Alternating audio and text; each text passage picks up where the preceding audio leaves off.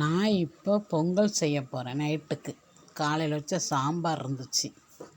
அதனால் 3/4 உலக்கு அரிசி, 1/4 உலக்கு பருப்பு, மொத்தம் 1 உலக்கு போட போகிறேன்.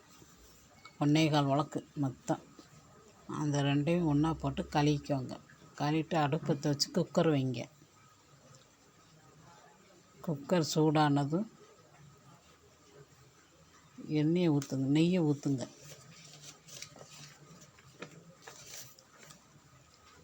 நெய்யை ஊற்றிட்டு எண்ணெயை ஊற்றுங்க.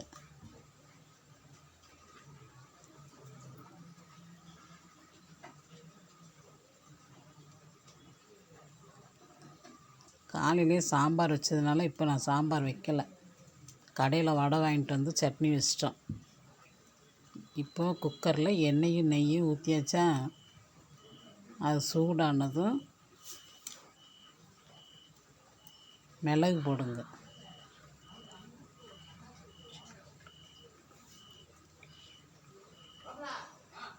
மிளகு வெடித்ததும்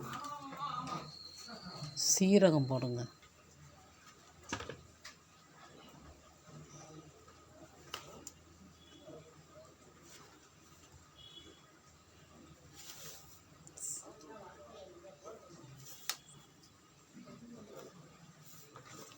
எல்லா சமையலும் சீரகம் சேர்க்கணும். சீரகம் போட்டுட்டு முந்திரி பருப்பு இருந்தால் போட்டுக்கோங்க. கருவேப்பிலை போடுங்க. முந்திரி பருப்பு போடுங்க.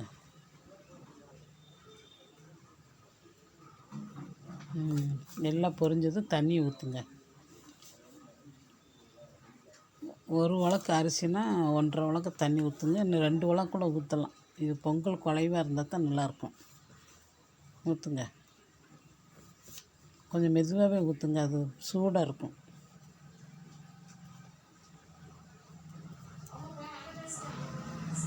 போட்டுட்டு உப்பு போடுங்க.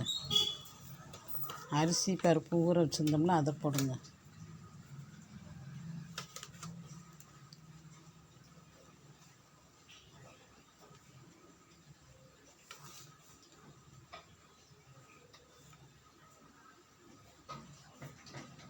அதை போட்டுட்டு ஒரு கிண்டு கிண்டுங்க.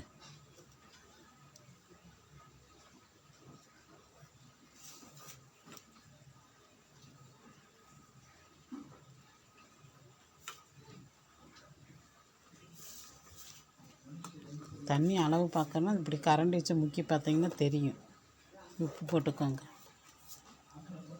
கரண்டி முக்கும்போது ஒரு 1/2 இன்ச்சுக்கு தண்ணி மேலே இருக்கணும். எந்த அளவு குக்கரில் சாப்பாடு செஞ்சாலும்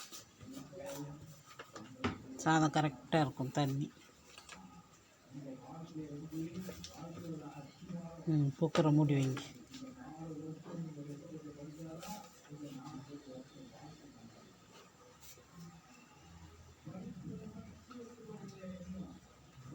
ஒரு விசில் வந்து இறக்கி அது ஒரு கிண்டுங்க. கிண்டி சாப்பிடுங்க. தட்டில் வச்சு சாப்பிடுங்க.